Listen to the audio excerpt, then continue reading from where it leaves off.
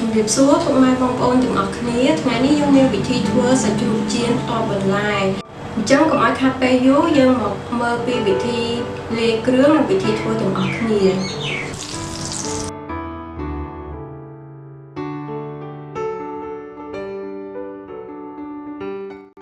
អញ្ចឹងយើងត្រូវទី1យើងត្រូវ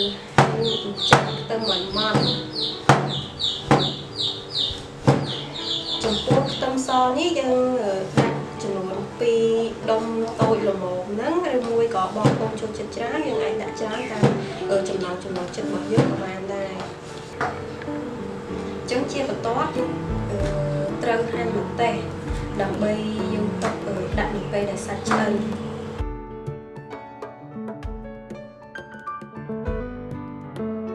អញ្ចឹងបន្តមកទៀតគឺយើងត្រូវហាន់ស្លឹកខ្ទឹមយើងកុំហាន់យកធំពេកហើយក៏កុំបត់ពេក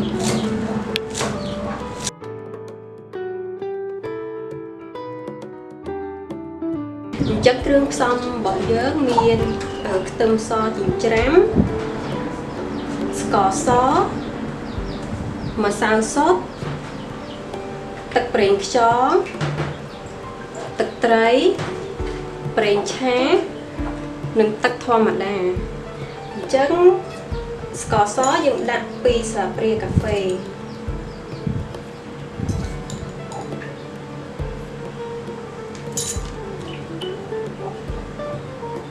ម្សៅស៊ុបយើងដាក់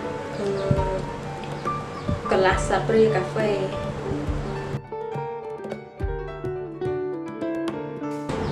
ទឹកប្រេងខ្យងយើងដាក់2ស្លាបព្រាកាហ្វេ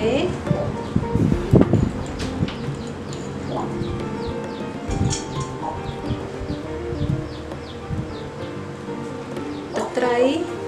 យើងដាក់2ស្លាបព្រាកាហ្វេដូចគ្នា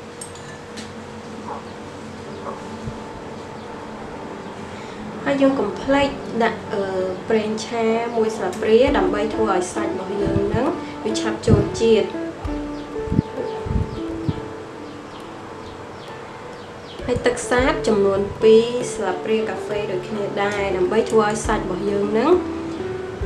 មានលក្ខណៈទន់មិនស្វិតចាអញ្ចឹងគ្រឿងផ្សំយើងមានប៉ុណ្ណឹងអញ្ចឹងយើងទៅច្របល់គ្រឿងផ្សំហ្នឹងឲ្យចូលគ្នាទៅដល់ស្រាប់ហើយ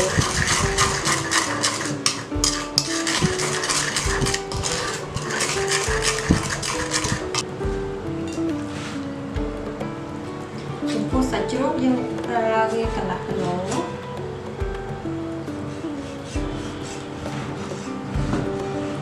អញ្ចឹងសាច់យើងត្រូវហាន់ជាបន្ទះស្ដើង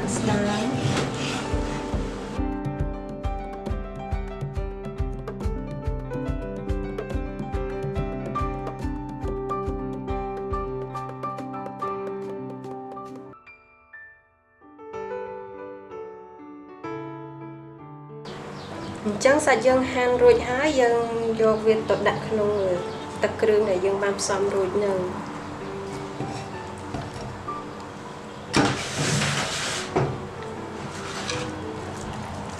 អញ្ចឹងយើងដាក់សុទ្ធចំនួន1គ្រាប់អញ្ចឹងយើងច្របល់វាឲ្យចូលជាតិទៅហើយយើងពេលយើងច្របល់វាសព្វហើយយើងត្រូវទុកវា5នាទីដើម្បីឲ្យវាចូលជាតិបានល្អ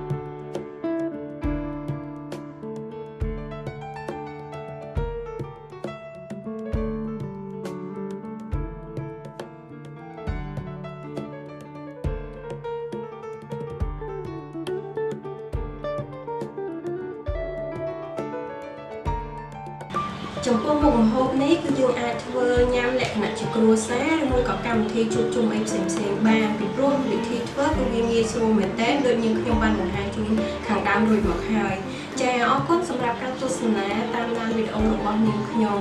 ប្រសិនបើចូលចិត្តសូមជួយចុច like និង subscribe ដើម្បីទទួលបានវីដេអូថ្មីៗពី channel របស់នាងខ្ញុំចាអរគុណ